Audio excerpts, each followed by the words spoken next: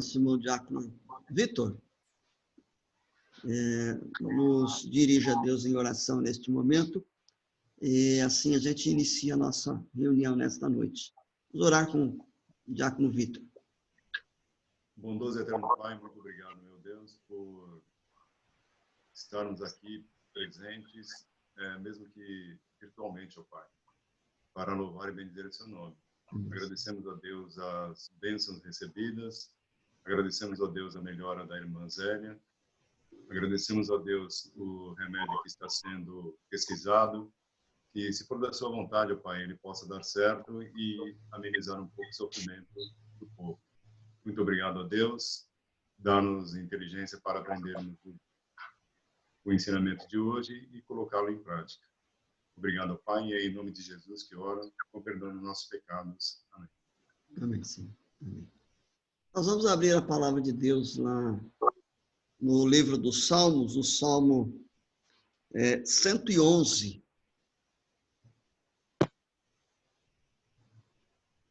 Salmo 111.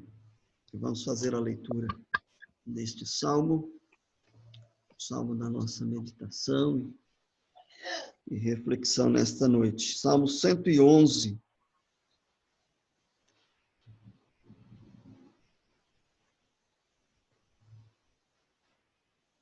E a palavra de Deus nos diz assim: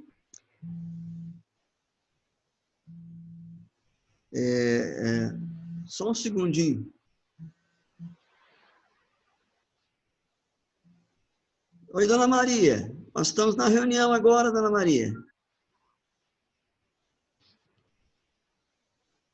Só um minutinho. Dona Maria Maciel me ligando aqui.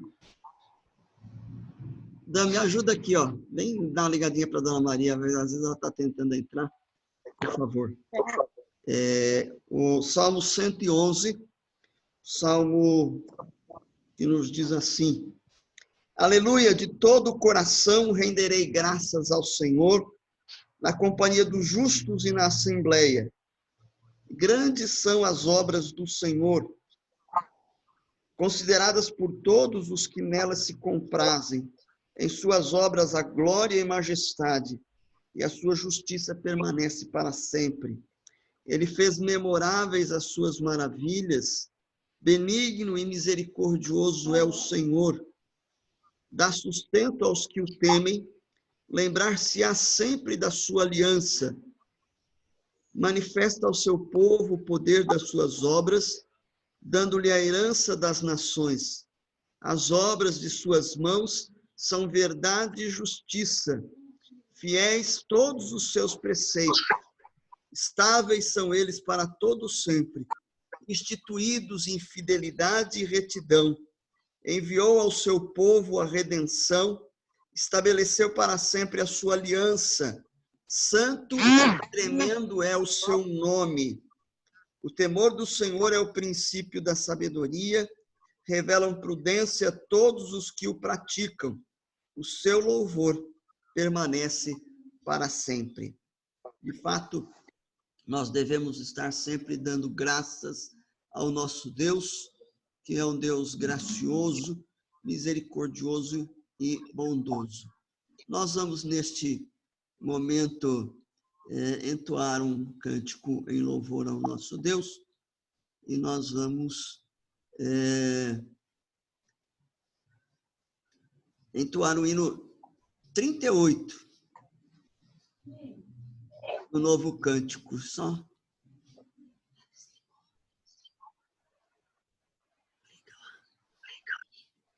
Para saber.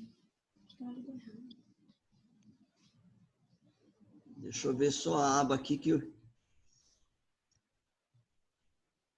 Opa, não é para desligar agora, não.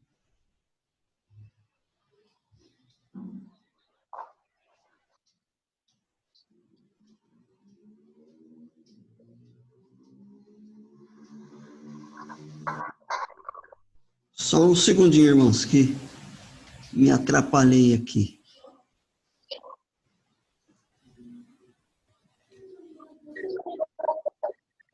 Hino 38 do novo cântico, tá bom? E nós vamos fazer do jeito que a gente tem sempre feito, né? Na hora do cântico, os irmãos devem cerrar o volume.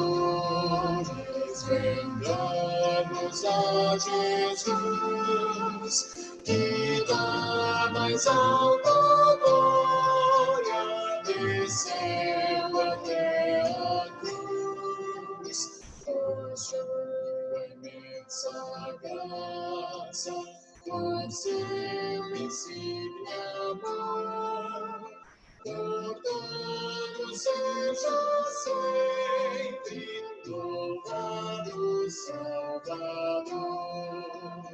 Mil vezes sim, louvores ao Senhor, que nos amou e nos salvou, bendito Salvador. Eis ao redor do trono do Redentor Jesus, milhares e milhares em refulgente luz, com reverência adoram o grande Salvador.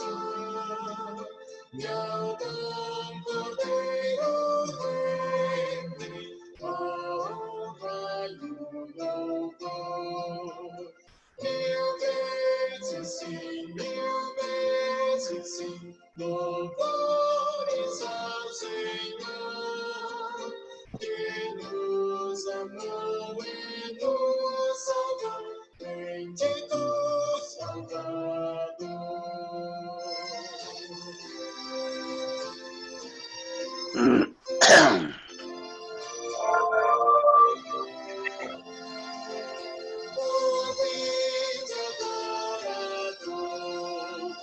Também a celebrar as glórias e vitórias do Redentor sem par, com vozes de vitória, seu nome proclamar.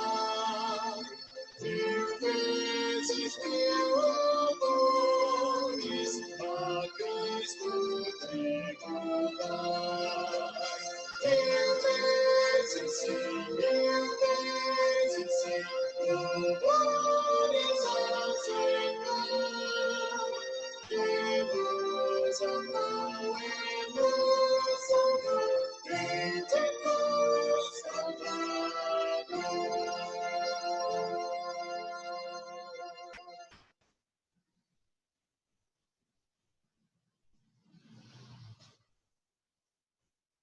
Ok, louvado seja de fato o nosso Deus, que graciosamente nos tem abençoado. Deixou? Eu dei pausa lá, mas ele repetiu.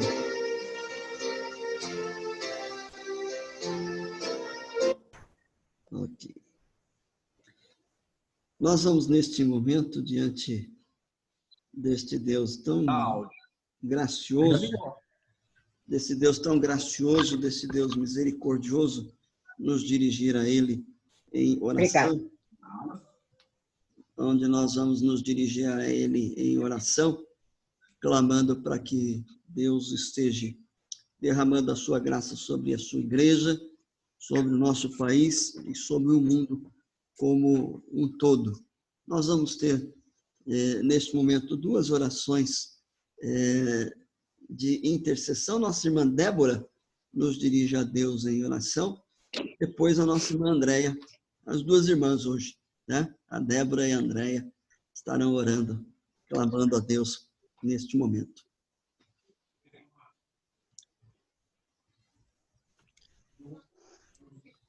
Querido Deus e eterno Pai, toda a honra, toda a glória sejam dadas ao teu nome. Nesse instante, ó Deus, nos curvamos a ti em oração. Primeiro, ó Deus, para te agradecer, porque o Senhor tem sido maravilhoso para conosco. Porque o Senhor nos salvou, nos redimiu, nos livrando da morte eterna. E te agradecer, ó Deus, porque até aqui o Senhor tem cuidado de nós. E neste momento, Pai, também queremos te implorar, Senhor, a tua graça, pois sabemos que não a merecemos, pois somos pecadores. Mas por Cristo Jesus, que merece tudo, Senhor, todo o nosso louvor, a nossa adoração, é do nome dele que nós te imploramos a tua graça e a tua misericórdia. Sobre nós, Senhor, que o Senhor continue nos guardando, sobre o mundo, Senhor, que está passando por todas essas tribulações. Fica, Senhor, com os teus filhos, guardando-os e livrando-os. Fica, ó Deus, com as tuas criaturas. Nós te imploramos, Pai, tem misericórdia de nós. Faça com que esse vírus vá embora logo, Senhor. Ou que ele seja logo descoberto uma vacina, Senhor, para que nós possamos ter liberdade de voltarmos às nossas vidas, voltarmos principalmente à tua casa, Pai, para louvarmos e bendizer o teu santo nome, pois tu és digno de todo louvor e de toda a honra. E na tua casa nós queremos te louvar, Pai. Fica, Senhor, com a irmã Zélia e com todos aqueles irmãos, ó Deus bendito, que estão enfermos. Afofa-lhes dos leitos, ó Deus, para que em breve, se for da tua vontade também, eles estejam curados e estejam junto conosco, para nós louvarmos o teu santo e bendito nome. Fica com este culto, ó Deus, que nós estamos te prestando. Aceita, Senhor, o nosso louvor, ainda que dessa maneira meio que deficiente, Senhor. Mas nós o fazemos de todo o nosso coração, como disse o salmista. O nosso coração exulta e o nosso coração anseia pela tua presença, Senhor, meu Deus. Em nome de Jesus que eu oro. Amém. Amém, Senhor.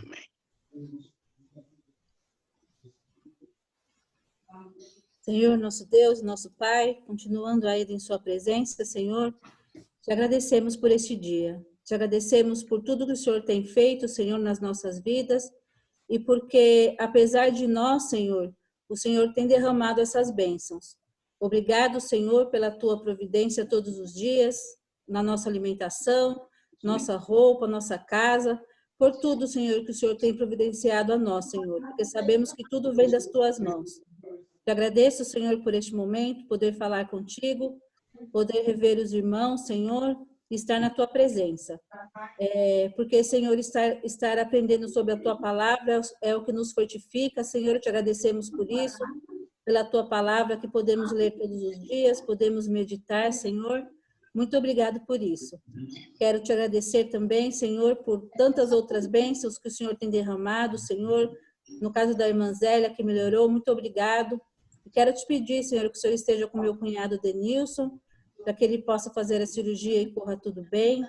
Te peço também, Senhor, pela minha sobrinha, a Denise, que está com problema na gestação, mas que o Senhor esteja acompanhando ela, fazendo com que não seja nada grave, Senhor, e que ela possa ter uma gestação tranquila, e que o Davi, Senhor, venha cheio de saúde, Senhor. Amém, Senhor. E o mais importante, Senhor, que a Denise possa reconhecer a Ti como Salvador, e que também, Senhor, o Davi possa conhecer a Ti. Amém, Senhor. Quero pedir, Senhor, pelo restante desse culto, que o Senhor esteja com o pastor, Senhor, que ele nos ensine a temer o Teu nome, porque, como ele mesmo leu, o temor do Senhor é o princípio da sabedoria, Senhor. Dá-nos a bênção da sabedoria. É isso que eu peço, Senhor, por perdoar os nossos pecados, em nome de Jesus. Amém. Amém, Senhor. Amém. Irmãos, nós vamos dar continuidade ao nosso estudo, vamos dar prosseguimento e nós estamos meditando nesse tema, as marcas de um discípulo de Cristo. Então, nós já falamos algumas marcas, identificando o discípulo como alguém que passa pela experiência do novo nascimento. Vimos como um soldado, como um atleta. Foram esses os temas que nós estivemos abordando anteriormente, e hoje nós vamos trabalhar mais um outro tema. Nós vamos abrir lá no Evangelho segundo Marcos, capítulo Evangelho segundo Marcos, no capítulo número 4.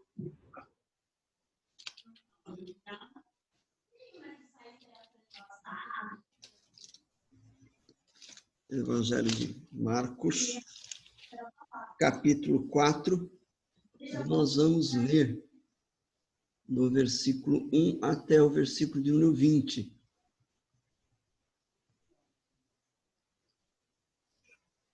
Marcos, capítulo 4, de 1 a 20.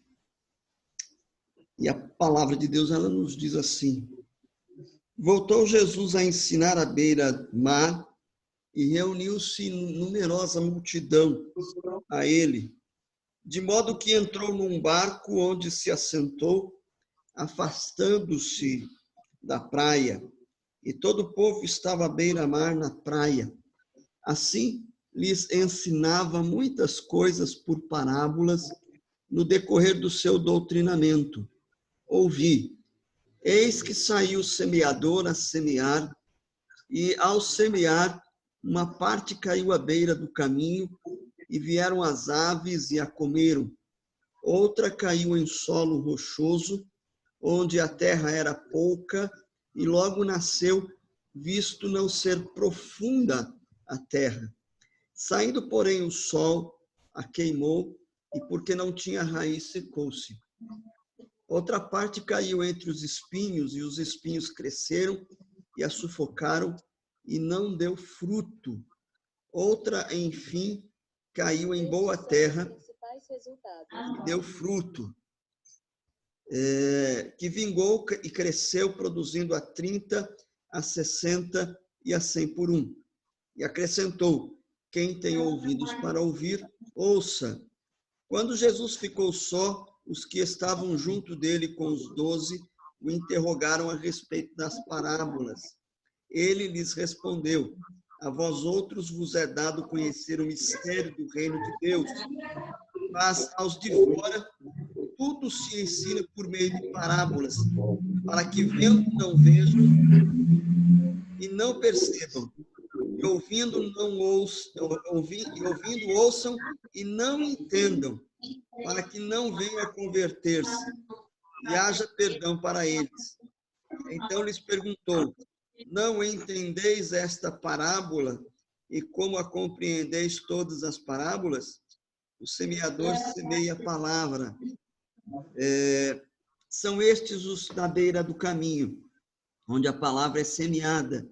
E enquanto a ouvem, logo vem Satanás e tira a palavra semeada neles.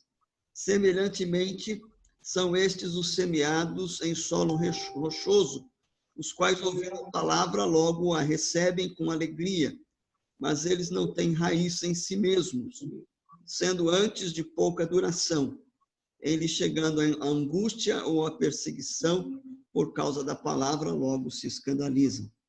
Os outros, os semeadores, os semeados entre os espinhos, são os que ouvem a palavra, mas os cuidados do mundo, a fascinação da riqueza e as demais ambições, concorrendo, sufocam a palavra, ficando ela infrutífera.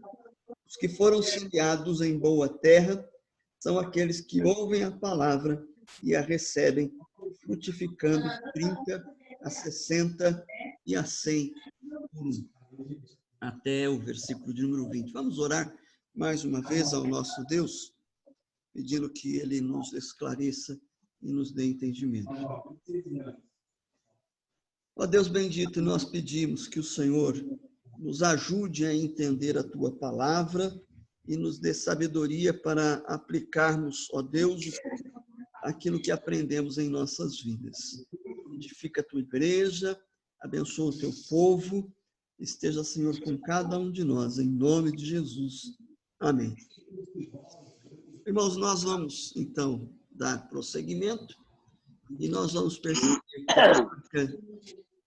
que nós vamos tratar nesta noite, fala-nos a respeito justamente do discípulo como sendo um semeador.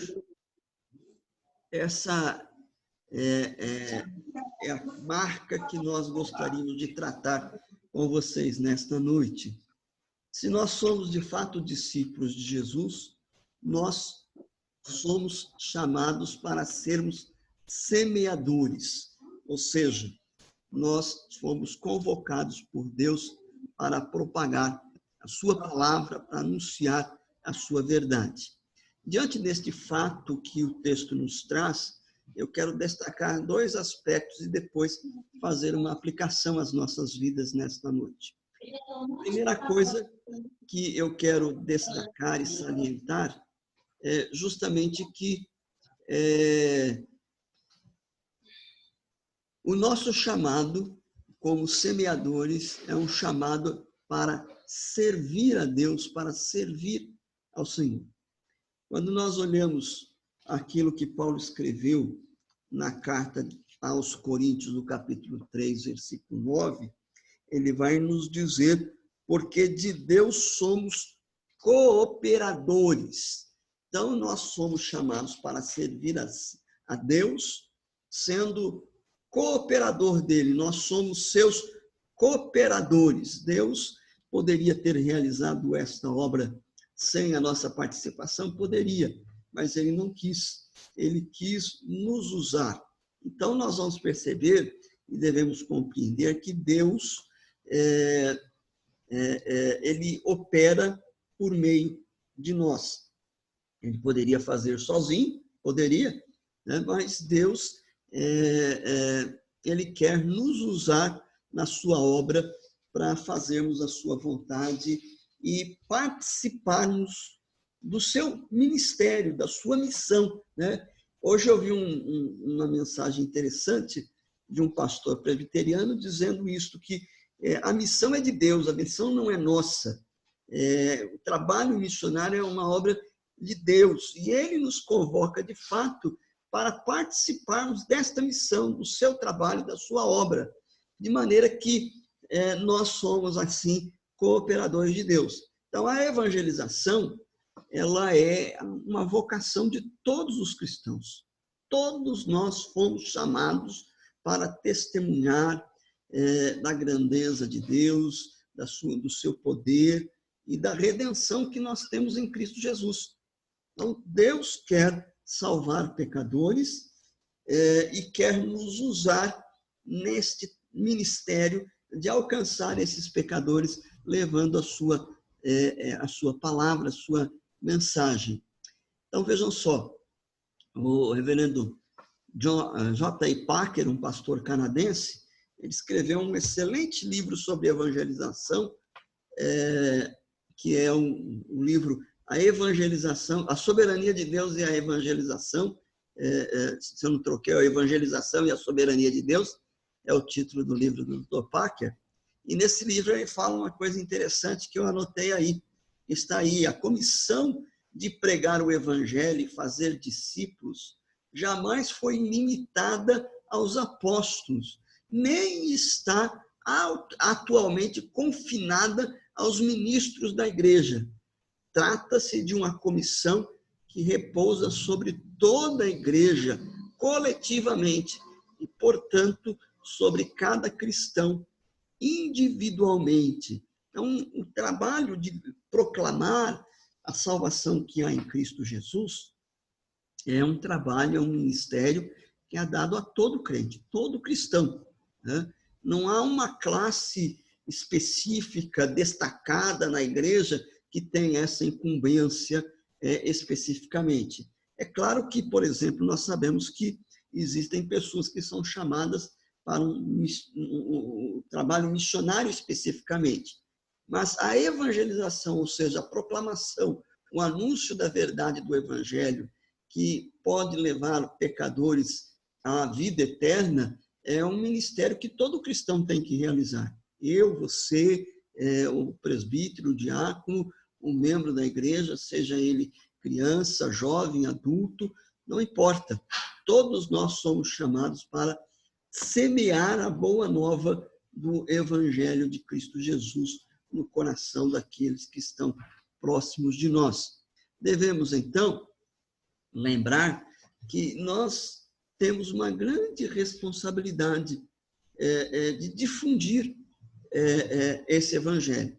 Então, nós não podemos viver indiferentes diante de uma terrível realidade. Qual realidade?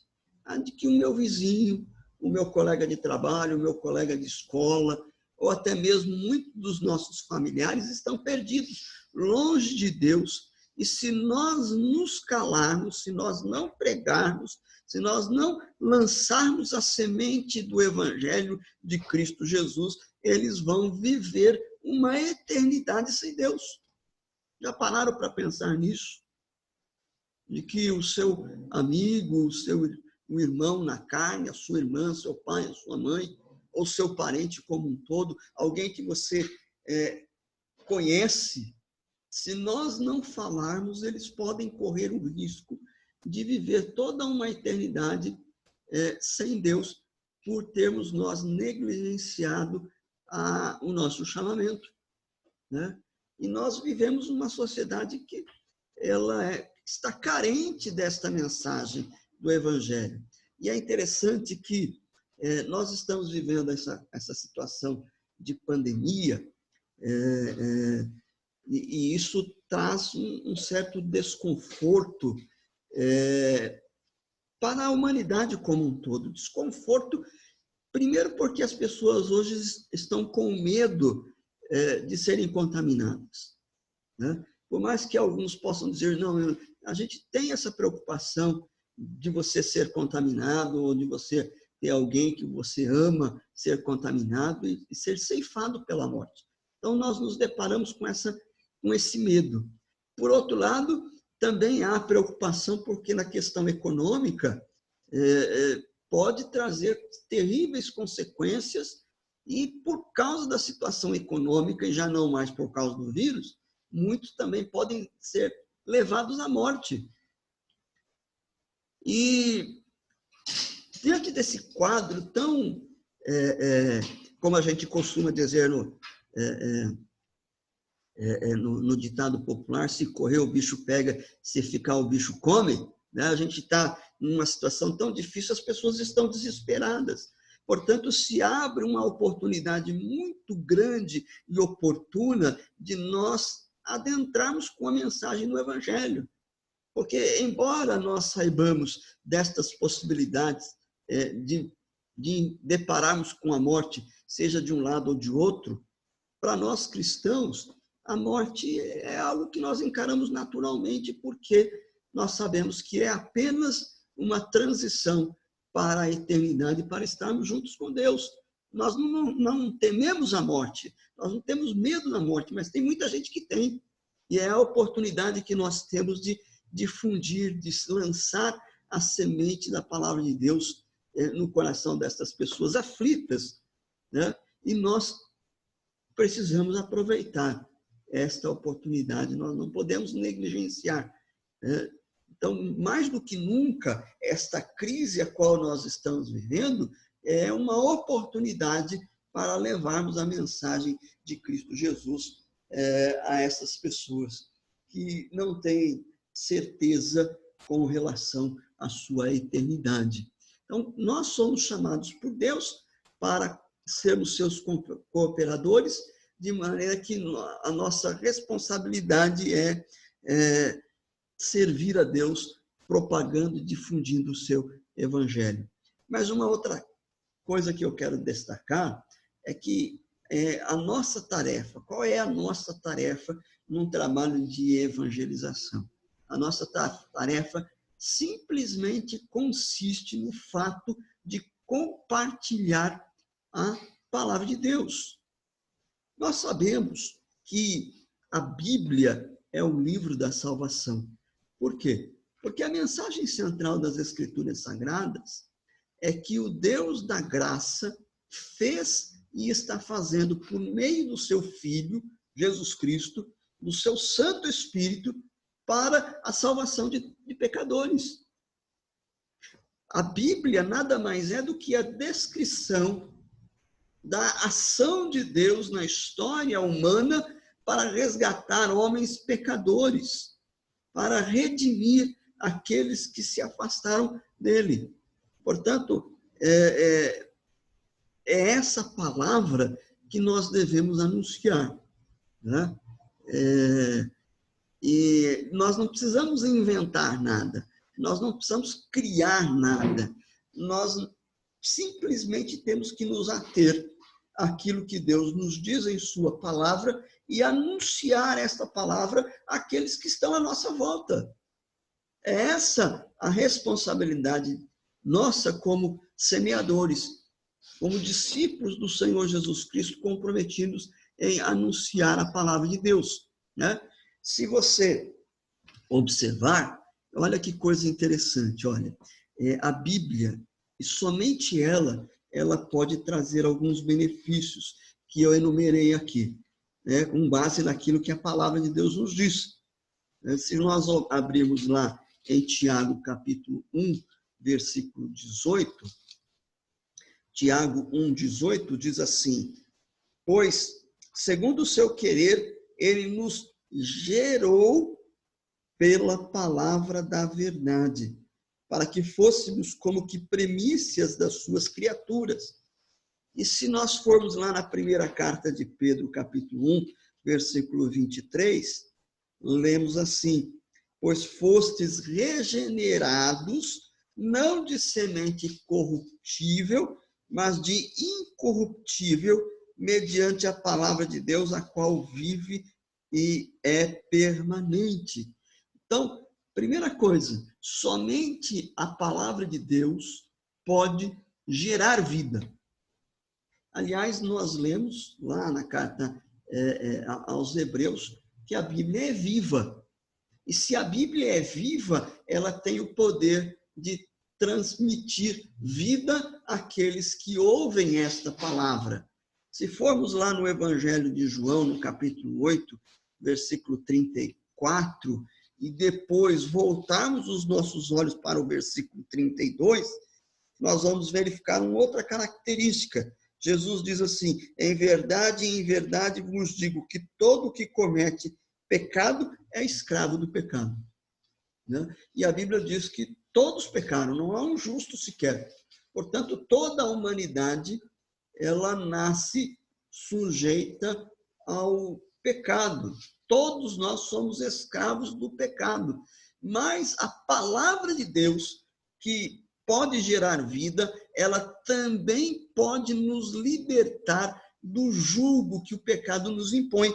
Vejam o versículo 32. E conhecereis a verdade, e a verdade vos libertará. Então, a palavra gera vida, ela liberta os pecadores que estão subjugados pelo pecado, que estão sujeitos, escravos ao pecado. A Bíblia, ela também tem o poder de produzir fé nos corações daqueles que a ouvem, né? Romanos capítulo 10, versículo 17, que é um texto bastante conhecido, nos diz o seguinte, Romanos 10, 17, a fé vem pela pregação e a pregação pela palavra de Cristo. É a palavra de Cristo, a palavra de Deus, que nos traz a fé. Então, quando nós proclamamos a palavra de Deus, é esta palavra anunciada, proclamada, que vai gerar fé no coração daqueles que ouvem.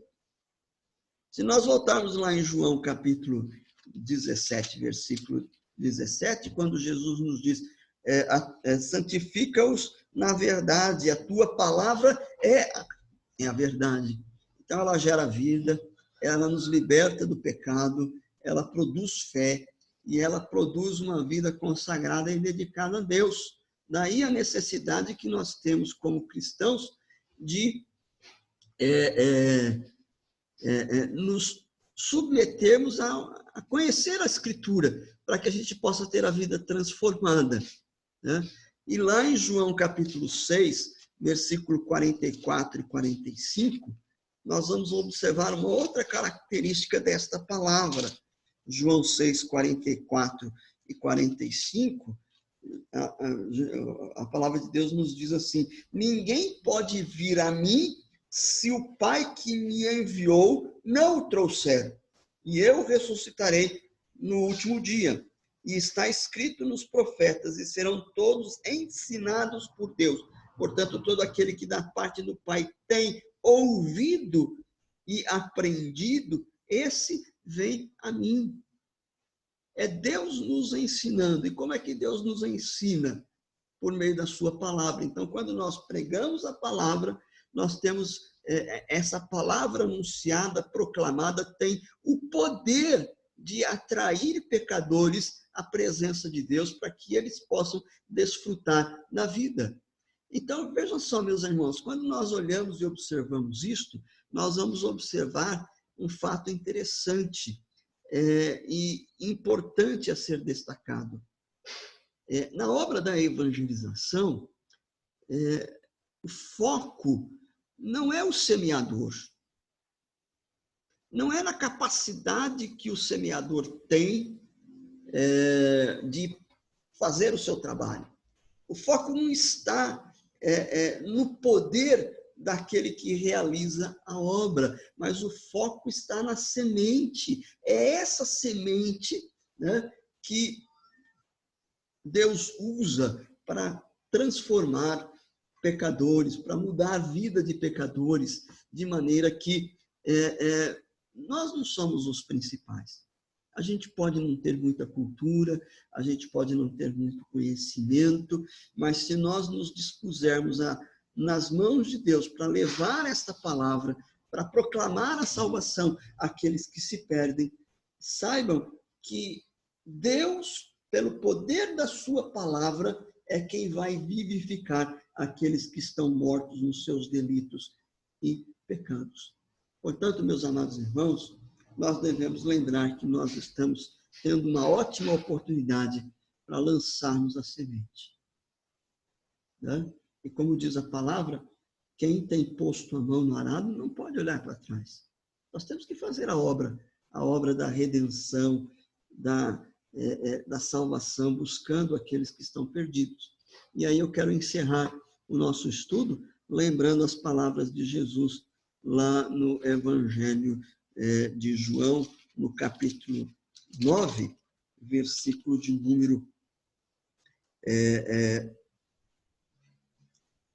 número 4. Né? É necessário que façamos as obras daquele que me enviou, enquanto é dia. A noite vem, quando ninguém pode trabalhar. Então, é necessário que, enquanto é dia, realizemos a obra daquele que nos chamou para fazer. Virá a noite. E à noite ninguém trabalha, ninguém pode trabalhar. Então, nós temos que aproveitar a oportunidade enquanto nós temos a oportunidade de fazer, de nos envolver nesse trabalho. Portanto, não vamos negligenciar, né? Deus vai cobrar de mim e de você, se de fato nós estamos envolvidos neste mistério, né? E eu tenho dito, já disse isso na igreja, se nós nos empenharmos em evangelizar uma pessoa por ano, né? A gente vai fazer muita diferença na vida da igreja, se nós nos empenharmos nessa tarefa evangelística. Deus nos chamou para sermos seus discípulos. E uma das marcas do discipulado verdadeiro é o compromisso que nós temos de semear, de levar a palavra de Deus aos que se perdem, para que encontrem vida e desfrutem da salvação que há em Cristo Jesus.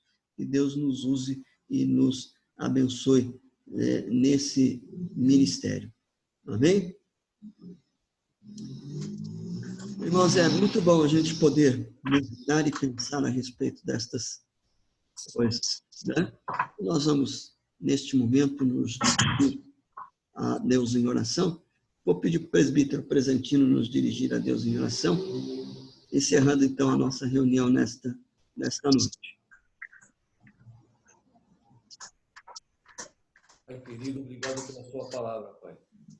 Porque através dela o Senhor nos alcançou e tem nos ensinado a te adorar, como trabalhar na sua obra. Dê um coração verdadeiro, um coração disposto a trabalhar na sua obra, a semear e a buscar servos para o Senhor. Nos dê uma boa noite de sono, nos guarde e livra de todo mal. É isso que eu te peço, Pai querido, com perdão dos meus pecados, em nome do seu Filho amado, nosso Salvador Jesus Cristo. Amém, Pai. Amém.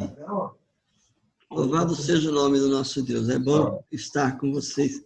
Que Deus, de fato, nos abençoe. Irmãos,